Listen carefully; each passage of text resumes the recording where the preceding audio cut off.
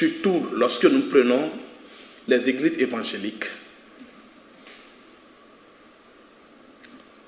les pasteurs enseignent, nous entendons, nous voyons, et que les pasteurs enseignent que ce sont les Romains qui sont les fondateurs de la Bible, ou également fondateurs de l'Église. Ils vous disent que quand on parle de l'Église là, que ce sont les Romains qui ont fondé l'Église. Oh, c'est faux, c'est un faux problème. C'est un faux problème. La Bible ne nous a jamais dit ça. Jamais et jamais dit ça. Lorsqu'on parle de l'Église, c'est Simon-Pierre. C'est Simon-Pierre qui a, comment appelle-t-on, qui a mis l'Église en place. La mise en place de l'Église, c'est pas Simon-Pierre. Vous n'allez jamais trouver les 12 apôtres qu'on appelle de Jésus-Christ là, les 12 apôtres de Jésus-Christ là. Vous n'allez jamais trouver un Romain dedans. Simon-Pierre a instauré cette chose depuis l'an 33.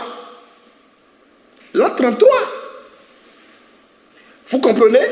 Donc, c'est après 3 siècles. 3 siècles plus tard. Lorsque le Seigneur Jésus-Christ, avant de continuer, avant d'aller auprès du Père, c'est le rassemblement qu'ils ont eu à faire pour que Jésus puisse baptiser son peuple du Saint-Esprit.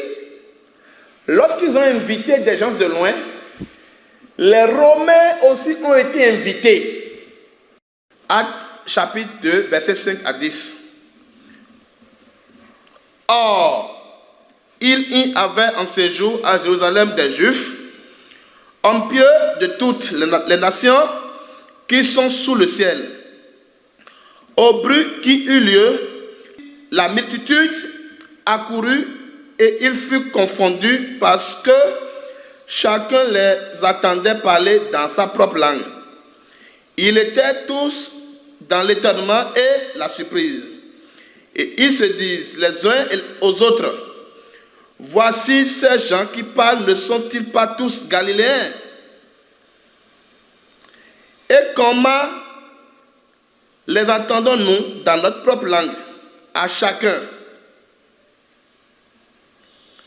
Parthes, Mèdes, Élamites, ceux qui habitent la Mésopotamie, la Judée, la Cappadoce, le Pont, l'Asie, la Phrygie, la Pamphylie, Égypte, le territoire de la Libye voisine, de la Cyrène, et ceux qui sont venus de Rome, les Juifs prosélytes.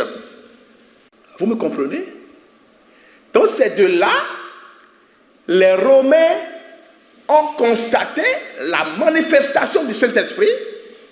C'est de là qu'ils ont compris que le Seigneur Jésus-Christ a eu à faire des démonstrations vis-à-vis et ils ont eu à confesser, donner leur vie au Seigneur Jésus-Christ.